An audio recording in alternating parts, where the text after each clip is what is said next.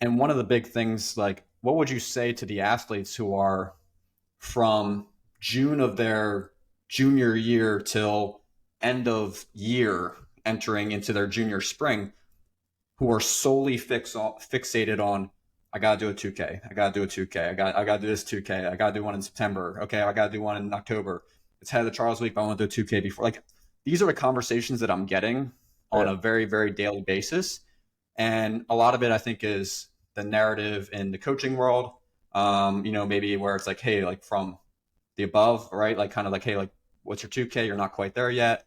And again, so much emphasis on 2K. My entire garage is centered around erg performances and in many ways, like getting athletes more comfortable with the erg, 2K or anything.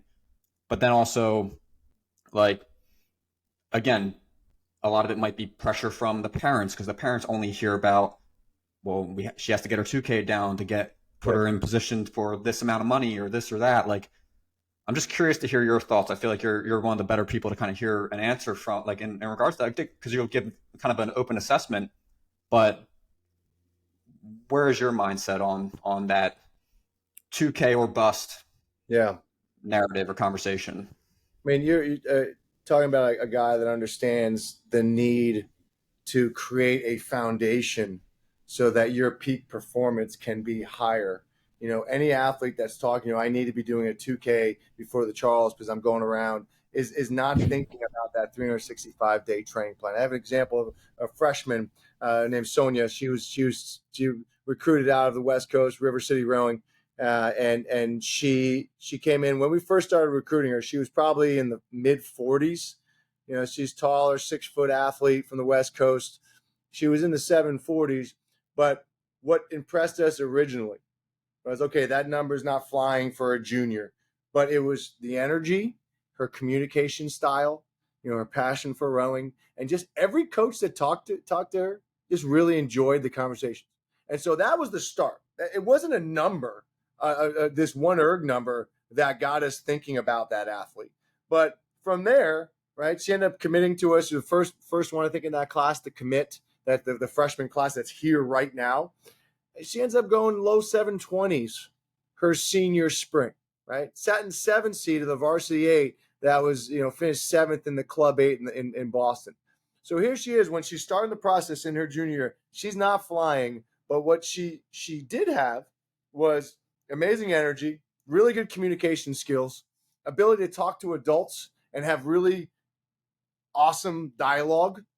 And for us, that was the starting point. And we love those stories where athletes go from 7:45 and they arrive to us at 7:24, right? And we chose that athlete not because of the erg. And to us, there's so much more substance to that. It wasn't this erg number that got us interested in talking to you. It was who you were as a person. And we know that person's going to come in and do amazing things for us for the next 4 years. That's the ultimate story, is when you have that type of athlete that's the initial attraction is not this number on a piece of paper. And so just like I started with, we can extrapolate from any 5K, 6K, 10K, 60-minute piece of what you're doing. I can look at a 752 erg from the sophomore of a spring season, sophomore year of a spring season in sophomore year. An athlete goes 752 and they're going their junior year like, I got to get my 2K down. I got to get my 2K down. All right. And they end up going, 201 or 202 on their, on their 5K.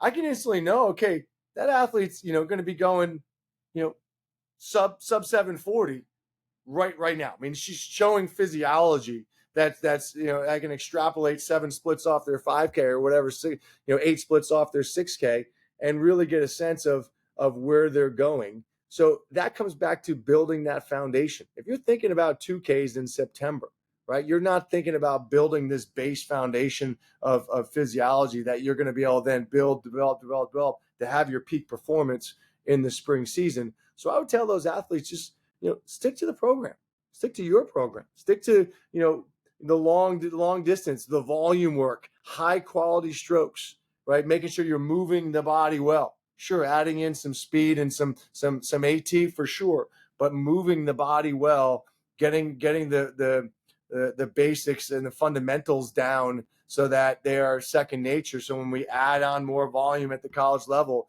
your body's in a really good position that you're not going to get injured, right? You're going to be efficient and effective. You're going to be easy to follow if you're up in 4 or 3 seat. And so if a coach is just looking like, I'm not going to talk to you, talk to me when you go sub 730, I'm not sure that's the program you want to talk to. Like, to me, that's my opinion. Other coaches may disagree. That's fine. I think there's so much more, to it. Now, if an athlete's going 820 or 815, right, it may take a lot of energy that they're going to bring to the table, but, if you're getting in the, we kind of look at like 750, kind of, junior year. If they're in their sophomore spring, if they're kind of in that 750 or below range, okay, they're tracking. That could get them 740, high 730s junior year, get them through the 730 barrier, that senior year. We probably in general, our top athletes are kind of set, recruits that we are pulling 705 to 720, a big chunk 720 to 730, and then a small handful 730 to 740. But once again, that sliding scale is dependent on all the other metrics. And so for those athletes that are so freaked out about, I need to improve on my sophomore spring, you've been rowing for basically a year, right? And I got to get this number down so this coach will talk to me. Just keep training.